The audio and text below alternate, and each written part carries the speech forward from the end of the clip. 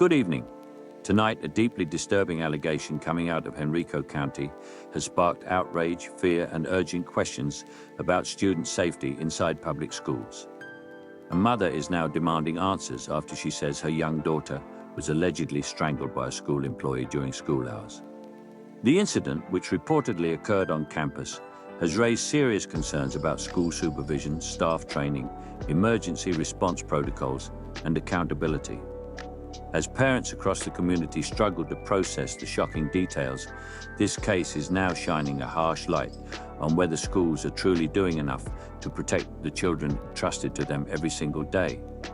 Tonight, we break down what is known so far, what the family is alleging, how the school system has responded, and why this case is igniting a broader debate about student safety nationwide.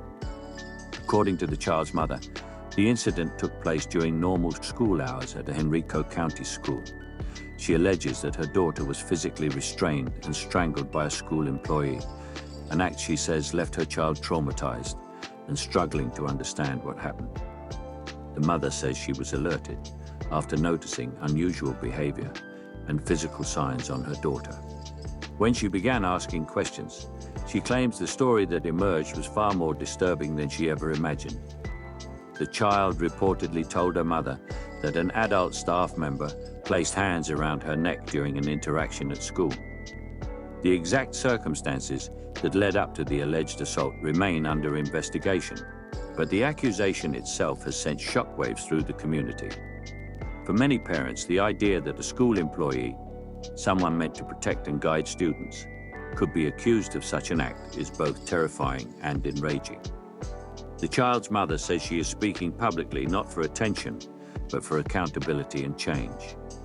In emotional statements, she has questioned how such an incident could happen at all, and why she believes school protocols failed her daughter. She argues that even if a child is misbehaving or experiencing emotional distress, there is never justification for physical force that could endanger a child's life. She also claims that communication from the school was delayed and unclear, leaving her feeling blindsided and excluded during a moment of crisis involving her own child. Her message is clear: this is not just about one child, it's about protecting all children. Henrico County Public Schools has acknowledged the allegations and says it is cooperating with an investigation. District officials have stated that the employee involved has been removed from direct contact with students while the matter is reviewed. The school system emphasizes that student safety is a top priority and that any allegation of physical harm is taken extremely seriously. However, officials have stopped short of providing detailed information, citing privacy laws and the ongoing nature of the investigation. For many parents, that lack of transparency has only deepened concerns and frustration, with some asking whether school districts too often rely on silence rather than openness in moments of crisis. Local authorities are now involved, and investigators are working to determine exactly what occurred. This includes reviewing witness statements, school surveillance footage, if available, and medical evaluations.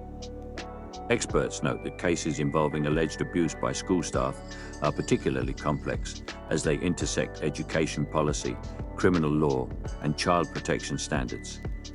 If the allegations are substantiated, the consequences could include criminal charges, termination of employment, and potential civil lawsuits.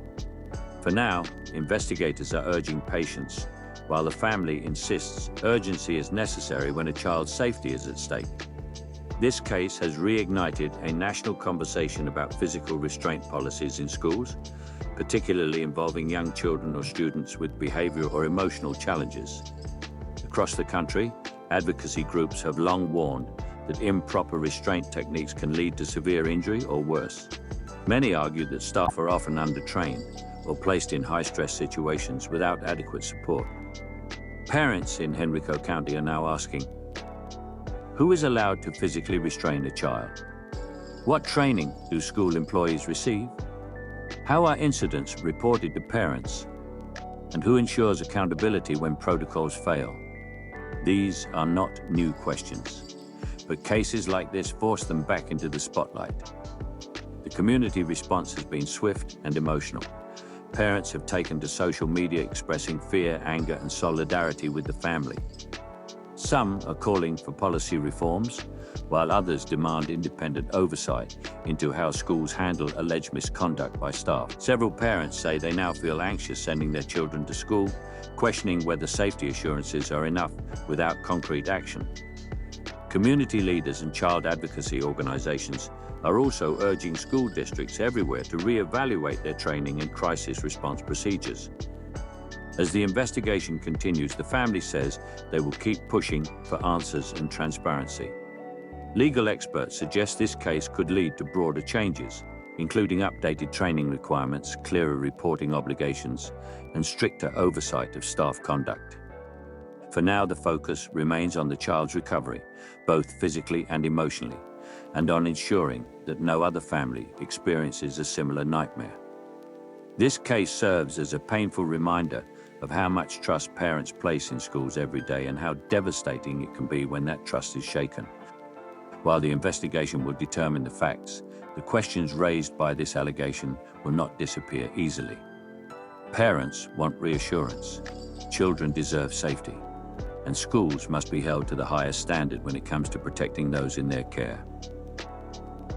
Tonight, a troubling allegation from Henrico County is raising urgent concerns about how schools handle student discipline, staff conduct, and emergency response when a child's safety is at risk.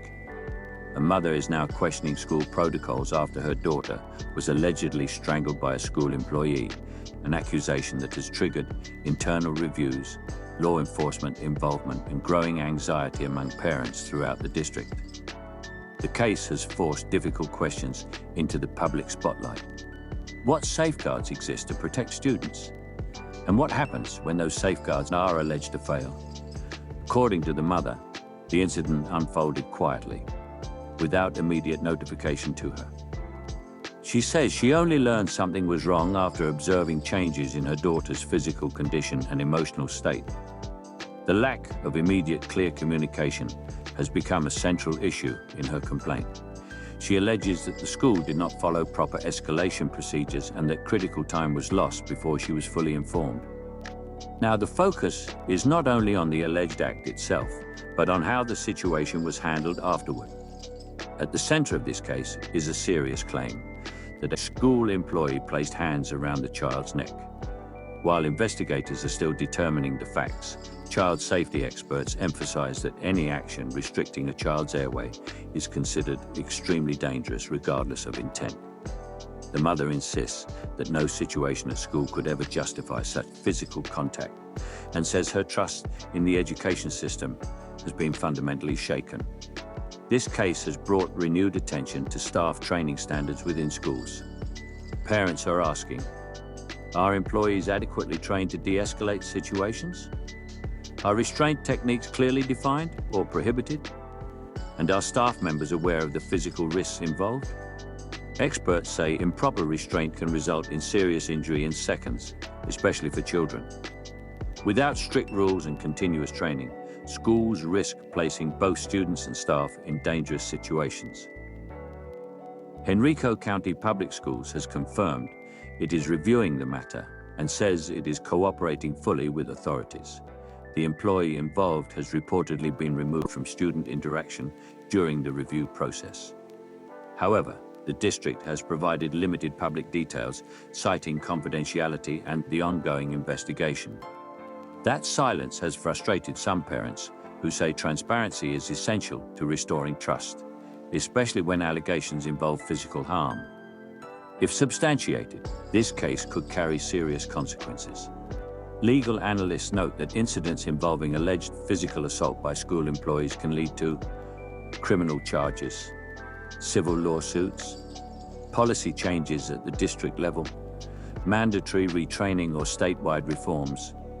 Beyond individual accountability, cases like this often prompt broader reviews of how schools manage behavior, stress, and crisis intervention. Across Henrico County, parents are expressing concern, not just about this incident, but about whether it could happen again. Some say they are now having difficult conversations with their children about speaking up if something feels wrong at school. Others are calling for independent oversight, arguing that internal reviews alone are not enough when allegations are this serious. The mother at the center of this case says her goal is simple: to ensure no other child is put in harm's way. She is calling for clearer rules, stronger accountability, and immediate parental notification when any physical incident occurs involving a student. For her, this is not just about justice, it is about prevention. Schools are meant to be safe spaces for learning, growth, and protection. When allegations like this emerge, they challenge the very foundation of that promise. As investigators work to uncover the truth, parents, educators, and officials alike are being forced to confront uncomfortable questions about safety, oversight, and trust.